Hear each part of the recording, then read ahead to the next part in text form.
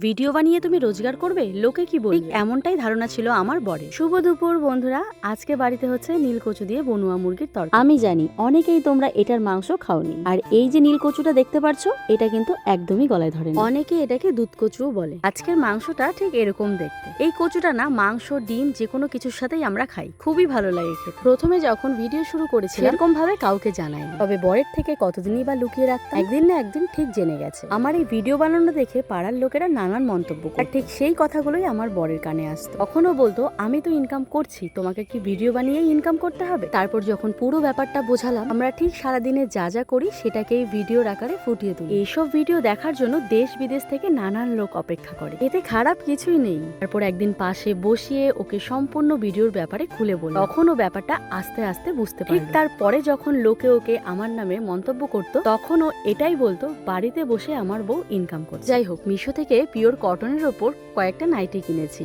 হোয়াইটের ওপর এই নাইটিগুলো আমার ভীষণ ভালো লেগেছে। গলার মধ্যে পুরো লেস বসানো রয়েছে। এই এত গরমে আমরা সাদা জামা কাপড় পরলে মনে হয় আমাদের গরমটা যেন একটু কমই লাগে। সব থেকে হালকা প্রিন্টের কালারগুলোই আমরা কিন্তু পছন্দ করি। মধ্যে থেকে এই চারটা নাইটি কিন্তু অসাধারণ। লিংক লাগলে অবশ্যই কমেন্ট করো, আর ফেসবুক থেকে দেখে থাকলে লিংক পিন করে রেখেছি। লোকে কিছু বললেই তারপর থেকে মুখ্যম জবাবটা আমার বর দিয়ে দিত। ব্যাস, তারপর থেকে শুরু হলো আমাদের জীবনে এই লড়াইটা। দুজনেই একই প্রফেশনে যুক্ত হয়ে গেছে। দুজনে হাতে হাত রেখে আজকে আমাদের এই ভিডিওর জার্নি। একটা সময় প্রচুর কষ্ট করেছি দুজনে, অনেক রকম কন্টেন্ট দিয়েছি, না সেরকম ভাবে চ্যানেলটা দাঁড় করাতে পারি, তবে মনের মধ্যে একটা ঠিক জেদ ছিল। আর যতটা ক্যামেরার সামনে আসতে দেখছো আমার বরটাকে, প্রথমে তো সেটাও ছিল না, ও শুধু ব্যাক ক্যামেরায় আমাকে সাপোর্ট করে গেছে। যাই হোক, ওর এই সাপোর্টে আজকে কিন্তু আমরা এই জায়গায়। আস্তে আমাদের দুজনের যে প্রফেশনটা ছিল সেটাকে বাদ পুরোপুরি আমরা কন্টেন্ট ক্রিয়েশনে লেগে গেছিলাম। যদি এই কাজটাকে আমরা না করতাম, তাহলে এত এত লোকের ভালোবাসাটাও পেতাম। যাই হোক, খুব সুন্দর করে আমরা কিন্তু বনুয়া মুরগির মাংসটা বানিয়ে নিলাম। এবারে এসেছে আমার দাদা, ভোট ছিল জয়পুর থেকে দাদা এসেছে। আজকে আমার বরমশাই আর সাথে আমার দাদাকে